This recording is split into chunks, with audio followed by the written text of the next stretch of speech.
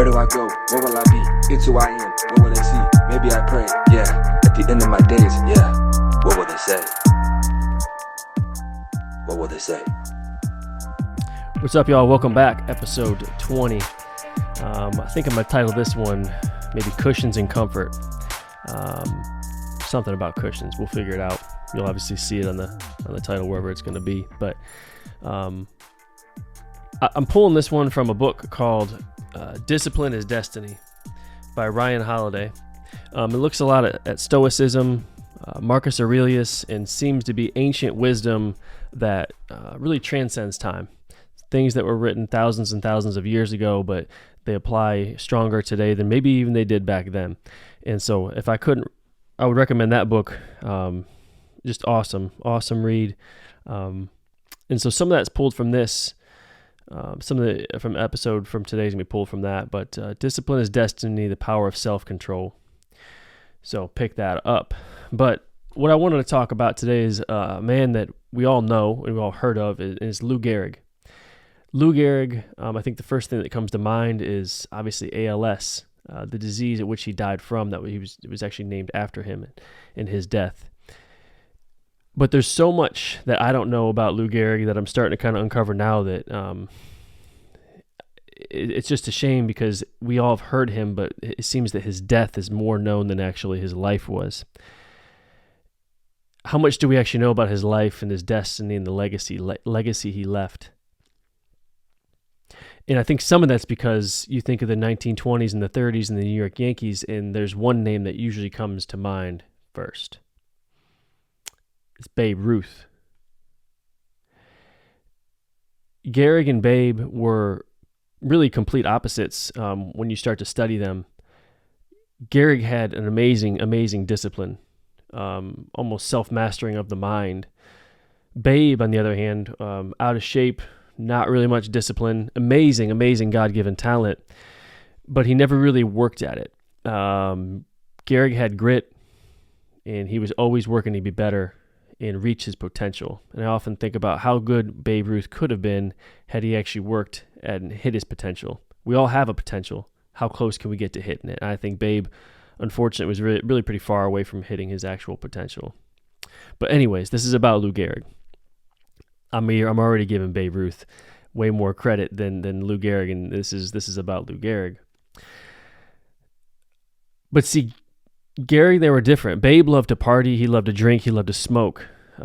He spent every single last dollar he made. It's actually even said that Babe Ruth was asking for money days before payday because he had already spent and went through his entire paycheck.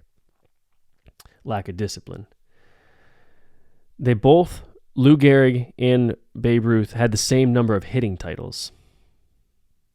And then you look at the called shot game. The called shot game where allegedly Babe Ruth pointed to the fence. Some people say he had 1 strike and 2 strikes, and he was actually saying the number of fingers he had, how many strikes he had on him. But let's just assume it was a called shot, and he hit a home run, called shot, home run. Well, Gehrig came up next. There's actually an exchange you can see where Gehrig is giving a high five to Babe Ruth, but Gehrig then hit a home run himself right after the called shot game that no one really talks about. And what's interesting is that same game, that was actually the second home run of Lou Gehrig. But we don't talk about that. We talk about the theatrics. We talk about the drama. We talk about almost the attention-seeking that Babe Ruth tended to garner. I think Gehrig's story is truly one of just discipline and never compromising on who you're called to be and what your purpose is. And Gehrig knew that once you started to compromise, that's it. You're compromised. I'll say it again. He knew once you started to compromise, it's over. You are compromised. And he always pushed to be better. Even before the days of where we are now with the levels of fitness, he always pushed himself physically to be better, to be stronger, and mentally to be stronger. And one story about that, which is funny, that I just I wish we had pictures of this, but as the Yankees were becoming more and more successful in the 1920s and 30s, management actually gave them cushions up in their dugout. And Lou Gehrig was spotted actually ripping off sections of his cushion in his dugout so he could just sit on the wooden benches. And he's quoted as saying, I get tired of cushions. Cushions in my car, cushions at home, everywhere I go, cushions. He knew that getting comfortable was to compromise and to cave. He knew even though it's just a cushion, it's going to compromise him. And the tricky part about success that we have as individuals, and the success that the Yankees had, is when we have success, often we're just showered with comforts from our successes. When we're successful, we're given cushions, whatever those cushions may be. And when you get cushions, that's it. You get soft. And so he ripped them cushions off. And the funny part about it all is then you contrast that to Babe Ruth. Babe Ruth actually almost became a human version of a cushion.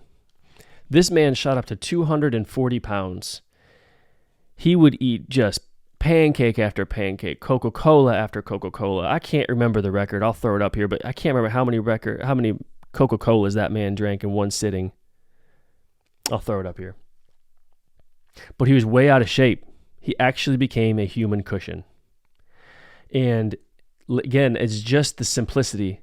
It's just the compromise of a cushion.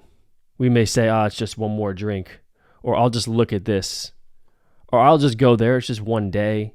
Whatever that inch you're giving, it's a cushion. And Gehrig knew that, it's just a cushion.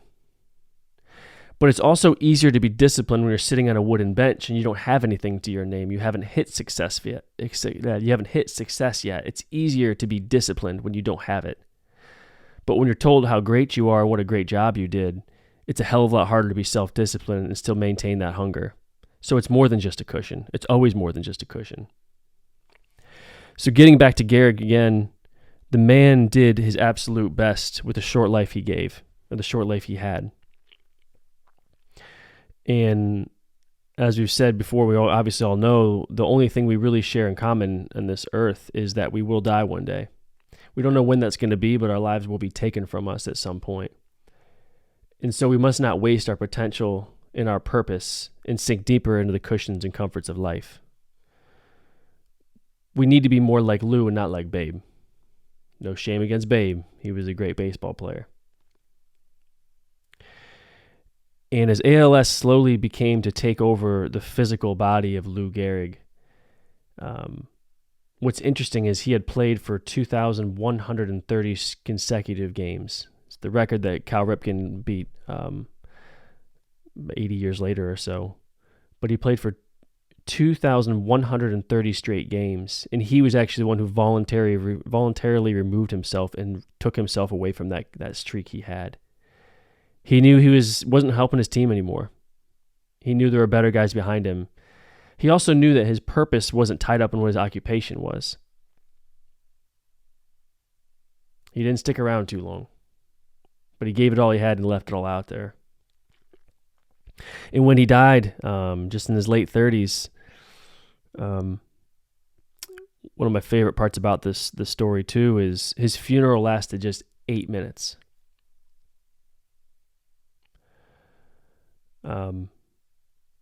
The preacher, or the priest that came up to speak for his eulogy, he simply said, "We need none." You all knew him. And when we've had conversations about what will they say about your legacy, about who you were as a man, or as a woman, or a mother, a father, a husband, wife, whatever, we think about that. But then there's Lou Gehrig. We need no eulogy. His life spoke for itself. And that's really inspired me to leave it all out on this earth while we're here. Let your actions and your character just speak for itself, not necessarily in a couple minute eulogy at the end of a funeral. Not that there's anything wrong with that either. I think we often speak of now as if somebody, flips a water bottle the right way, or they,